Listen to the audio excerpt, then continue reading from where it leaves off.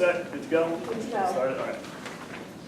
So you're here for public safety, campus safety, right? In the right place. So, run down a quick introduction. So my name's Frank Weeks. I'm a sergeant with the UNH Police Department. I'm in charge of the detectives, so I'm the detective sergeant. This is my uniform. This is what I wear day in, day out. I don't wear a uniform anymore. Sometimes I do. I've been a police officer for close to 21 years. I worked 12 for Durham, the remainder with UNH. I am an attorney. I prosecute the department as well. So some of the things that I've done, prosecuted for about 5 years now. Detective, I was in the county SWAT team for a long time. So I kind of see like both sides of both campus policing and town policing, because I work for both police departments and a broad array of experiences, but kind of give you some depth and answer some of the questions you might ask. So far, any questions, any preliminary questions you might have before we kind of launch into this stuff? Awesome. So we're just going to start with the structure of the police department. The next little section of this is going to be some frequently asked questions I run into that you might run into. The tail end of it is going to be some talking points about the police department and things that we do. So the structure of the police department. We have a chief, a captain, 6 sergeants, 8 officers in the patrol division. So those are the guys, people in uniforms, driving cruisers, taking calls for service. 3 detectives, just like me, doing complex investigations. We have approximately 10 part-time officers, and we also have 5 dispatchers. We have our own dispatch center, which makes us kind of unique for a police department. So when you call for the UNH Police Department, you get usually dispatchers. They actually know where the streets are, and they know where you are, and things like that. One of the things about the part-time officers, there's full-time certified officers who work for other departments who work for us part-time. So if you're dealing with a parent or you have a question about a parent who knows things about law enforcement, these aren't part-time certified officers, they're full-time certified officers who work for us part-time. Different levels of training. One of the major things if you're dealing with somebody who knows a lot about police departments and law enforcement is accreditation. So we're accredited through the Commission for Accreditation for Law Enforcement Agencies and also the International Association of Campus Law Enforcement Administrators. This is right off our website. So what accreditation is basically it's an outside entity that reviews us, comes in, checks our policies, our records, and makes sure that we follow through with our policies and we do what we say we do. It's an arduous process to get accredited, and it's a very arduous process to stay accredited. Not every police department is, but when you talk to people who are like lawyers and doctors who have professional associations they have to be part of, that have standards of conduct, they kind of understand, they get this, that you have some outside entity keeping you honest. Make sense? So some of the frequently asked questions. Are you a real cop? I've gotten that before. I've gotten that at car stops. I've gotten that while arresting people, and I've gotten it at freshman orientation. The best question was, is that a real gun? Yes. Are you trained on it? Yes. That was one parent. And it was a completely honest question, too. It wasn't being sarcastic, so I couldn't be sarcastic back. So yes, we are real police officers. So what does that mean? We have full arrest powers and motor vehicle authority, which means we just basically do everything that you think a police officer can do.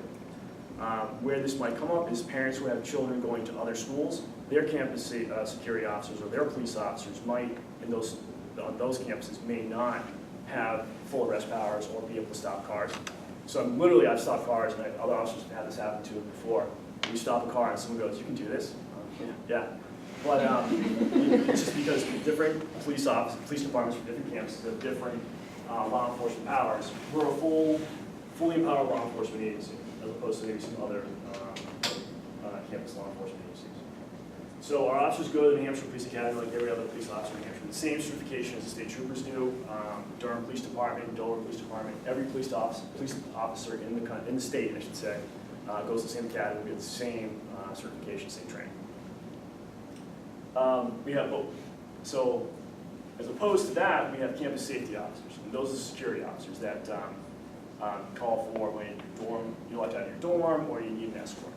So they're a little different. They're not sworn. In other words, they're not certified police officers. They can't arrest people. They can't stop cars. But they fall under our blanket. So we are not, the police officers are not campus security officers, and the campus security officers aren't police officers. And they're dressed in completely different uniforms than us. They're in gray, we're in blue. Same chief though, so it falls under umbrella. So you call our dispatch center and you are locked out of your dorm room, you're more likely to not get a campus safety officer, but if he's not on duty, you'll get a police officer. So the other question we get, why are there 2 police departments in Durham? Have any of you, just for a point of reference, are you in training or have you already given tours before? Are you experienced or no? Both. Both? Okay. Has anybody gotten this question? Okay, all right. I've gotten it too. So the best answer I have, having worked for both police departments, the town and the university as well, is we're a community like any other town in New Hampshire. We have a population of close to 15 to 18,000, I believe, during the school session, when school's in session. We have several thousand faculty staff when it's not in session. We also have a community here 24/7, 12 months out of the year. We are bigger than most small towns in the state of New Hampshire. And no one would ask why Madbury PD or Lee or anything like that would have a police department. And they're smaller than us as a standing population. So that's the number one answer, is that we're a town just like we're a community just like any other town. Like any community, we're unique. Every community is unique. Every community has its unique needs, and we're trained and tailored to respond to our community's unique expectations of the police department and their campus safety and their safety concerns. We also have a higher duty of care to the community that is expected of the town or city police department. For example, federal laws such as Title IX and the Clery Act. Have you guys heard of that before at all? Okay. These are federal laws that don't apply to towns. So, just a little background. Title IX is about equal opportunity for all genders in college.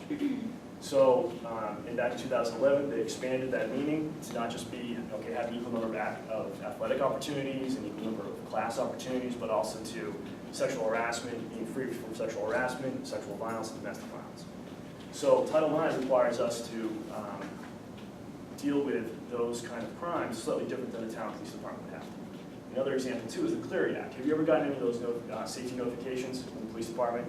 Either saying, the snow, the gate has been curbed because of snow or power outages and things like that. That's something that we're absolutely obligated to do.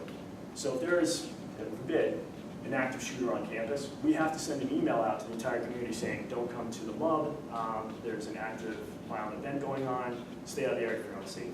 If we don't do that, the federal government will fine us $50,000 per violation. That's not something that a town or a municipal or city police department has to do. It's common sense, it's good for public safety, it's a smart thing to do, but if they don't do it, there's no sanctions against them from the federal government for not having sent out an emergency notification. That make sense? So that's a big thing that makes us different when it comes to why we have a police department on campus, because there's certain federal laws that create this duty of care that other town police departments don't have to deal with.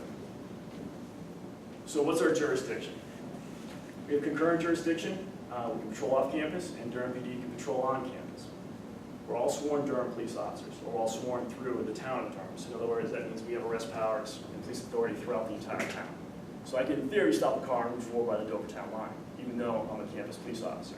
In theory, a Durham police officer can stop a car in B-Lot, because it's all part of the same, we all have the same arrest and police authority. So, but what makes us different is that our job is to patrol campus, that's what we're paid to do, and Durham is paid to patrol the town. It makes no sense to patrol, if you're paid to patrol the town, patrol the university, and vice versa. But as far as like what we can do, or where we can do it anywhere in the town of Durham. Say it's like homecoming weekend and the Lee Police Department is here, can the police officers arrest and all that kind of stuff? Do they have the jurisdictions here during those certain times that you need them? Yes, and there's an actual state law that we're allowed to invoke mutual aid, and mutual aid basically says we can take a police officer from an outside town for a limited purpose and give them police authority.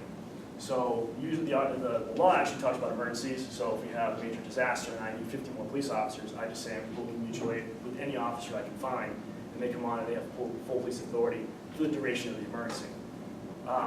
Frequently, and this is what we do, is we have written agreements. So saying that we have a written agreement spelling out mutual aid with all these different towns for the purpose of working with special events. So, I talk a little bit about that later on, because one of the big questions, because why do we have Laconia cops hanging out here on school opening? So, out of town officers. Next slide. So for major events, like I said, we have about 28 officers. Durham's about the same size. There are just certain events that happen on campus that we just don't have enough officers for. So we'll be pulling in Laconia officers, Dover officers, Lee, Madbury, Barrington, gone as far as Guilford, sheriff's departments throughout, or county sheriffs throughout the state. That's a picture of school opening from last year, and there's probably 60 officers out there from probably about 20 different agencies.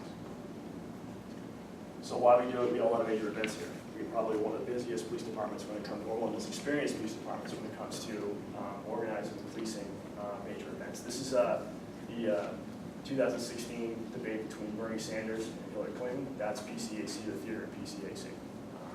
And so we had to put that together in 2 weeks, and we had probably 50 or 60 officers there, on top of the civil service as well. We do a lot of dignitary protection, we do a lot with federal agencies as well. So any questions so far? Right. So part of this is, someone asks you a question, you have no idea what to say, you don't have the answer. We're accessible and approachable. In other words, if someone asks you a question, you know the answer for it, feel free to tell them. Call the police, I don't have the answer, but the police department more than happy, someone in the police department more than happy to sit down with you and answer your question. We have people calling us all the time for questions. We're not so busy that we can't slow down, and if someone comes in and says, hey, what's going on with this particular event, or I have this concern about campus safety, that we'll have an officer available to speak with them.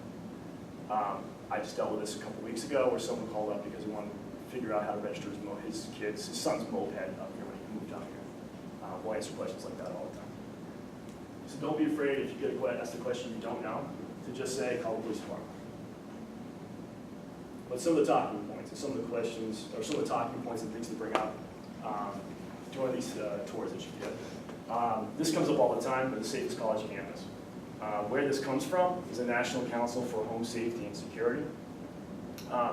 What they are is they're a nonprofit. They received their charter, which is basically an endorsement from Congress back in the 1960s. They cover a broad array of different safety issues, so we'll talk about best practices in the workplace, different products, things like that. It's a nonprofit, but it's endorsed by Congress saying it's a professional agency, they know what they're talking about. So that's where these certifications come from. We were rated, I think, #1 last year. We're in the top. The year before that, we're in the top 5 consistently. So, any questions about that at all?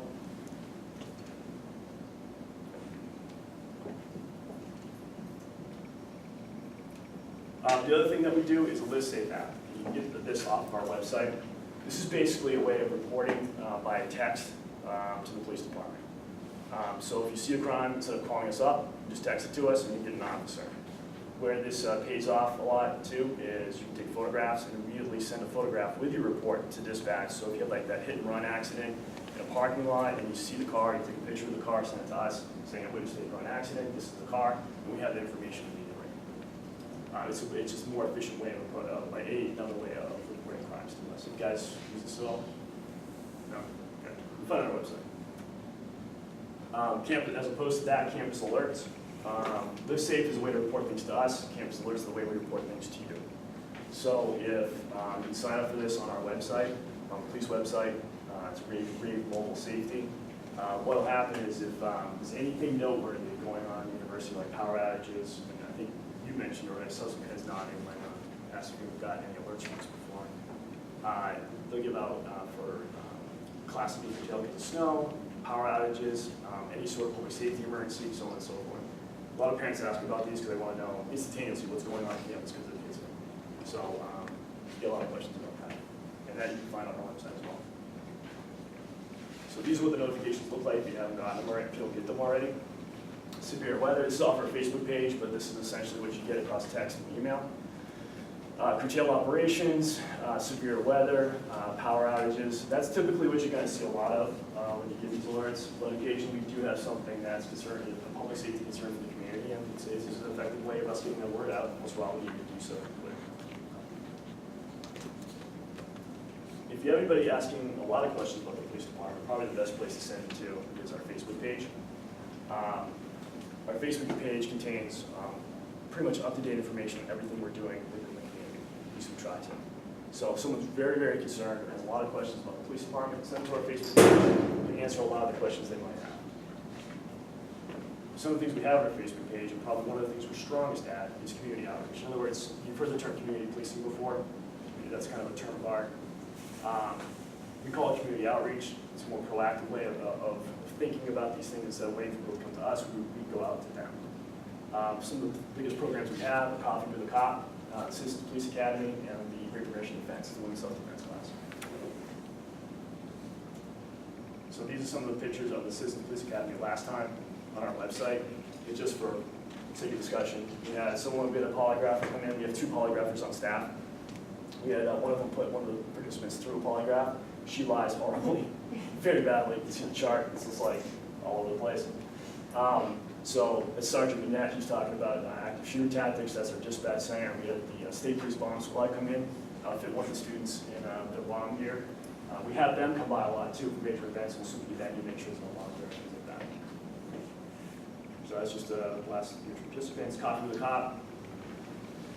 Another example where parents can get involved. Anybody can sign up for the Citizens Police Academy. You don't need to be a student. Coffee with a Cop will have free coffee at different coffee shops around campus. Just engage people in conversation. Very nice and informal way of talking to people and finding out their concerns. Sometimes we find out some very interesting stuff just by doing Coffee with a Cop. And the Women's Self-Defense class, RAD, that's available as well. We get a lot of questions from parents about this too. That's the simulation, so we get aggressors in full bodysuits and the participants get to use what they've learned against us. So that's some of our instructors. That's me. That's Officer Shannon Campbell. She's one of our new instructors. And that's Officer Steve Clark. He just recently left. He's going to state police, but he's still with us as far as the RAD program is concerned. And if anything typifies our community outreach, that we're accessible and approachable, that's Chief Dean, the dunk tank at the Gables. So he goes out there and does this stuff, and he's allowing students to dunk in the tank. That's one of our detectives throwing a ball at Chief Dean to dunk him. I don't know if she did or not, but she's made a detective, so I guess they went down. So hit all the points really quick, because I don't have a lot of time. Any questions? This is the most important part, is the questions for me. I'm giving you what I think you might need to know. Please tell me what you need to know. Go for it. What's your connection with the USAFE app? I'm sorry? What's your connection with the USAFE app? USAFE app? Yeah. I believe that's the LiveSafe app, maybe the same thing. Is it? I've never heard of that before. I just feel like the AG office introduced it like last year. I'm not familiar with that. I'm familiar with LiveSafe and I'm familiar with Campus Alerts and Rave, but I'm not familiar with USAFE. I'll talk to our IT guy and see if there's something else out there I'm not aware of.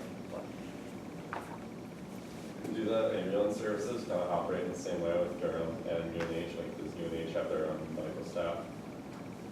No. Emergency? So we have the fire department. That's actually funded 40% by the university and 60% by the town. So we have one fire department for both, and they're actually based on campus. We have the Gregory Ambulance Corps. They're a volunteer ambulance corps with a few paid full-time staff, and they do ambulance services for both. So when you call for a medical emergency that needs transportation, the fire department shows up first, and McGregor does the transport. So the fire departments are full paramedics. They'll do whatever medical things they need to do. Then they'll hand them off to McGregor transports. And there's a little bit of overlap there in McGregor treats as well. That's kind of like the silos they operate in. So, answer your question? Yeah. I've noticed like an increase, like you mentioned, with police coming from other towns, Yep. especially on like big events. And I'm wondering like if parents see pictures of that or like hear about it, how do you think we should best answer and give them a reason for like why there's such an increase in police presence? The university's getting bigger. The things that are happening on campus are getting more complex, where we can have more of a national footprint. Looking at the election year, after the election cycle, we had some major events happening here where we need to pull in officers from all over the state. We're getting bigger, and the police department just needs to pull in extra help. And it's more economical than having doubling the size of our police force when we only need a certain number on a day-to-day basis, or pulling in extra officers and helping us out. In this day and age, post 9/11, cooperation between agencies is real common. I think that's the other crew coming in. Any last questions at all? When you say that, like you've learned some like interesting things from like the Coffee with a Cop, are there any like? Not crimes. Yeah. But what's your perception? Long things last week. What's your perception of campus safety? What concerns do you have? What do you know about the police department? You said I didn't know we had a police department. So that's an interesting thing to learn. So we failed in that regard. Yeah, things like that. So, but no one's come up crying, no crying. Also, if someone hits like a blue light, does that go to you or does Yes. that go to Durham? It goes to us. So it goes to our dispatch center. That's one thing I neglected to put in here, blue light, anything about blue lights, but that goes to us directly. Or if you call 911, it goes to a central dispatch for the whole state of New Hampshire. So, different things. The blue lights get pressed often. Yes, they do. Sometimes for legitimate emergencies, and sometimes people don't know what they are. Sometimes people are drunk, and they know what they are, and they don't leave us messages. So, I don't get next to line dispatch. So. Any other question? Or I'm good. What's All right. wait, on the blue light, like how long does it take an officer to respond? We're right on campus, so I would say average response time is about 3 minutes. Since we have about 3 officers on any given time, sometimes as low as 2 during the day, sometimes as high as 5 at night. I know when I call for backup, I get it back up in like less than 3 minutes. So I can't imagine if you're calling a critical emergency, you're not going to get a cop like falling out of the sky instantaneously. So, Yeah. parachuting out. If you're good, I'm good. All right. All right, thank you very much.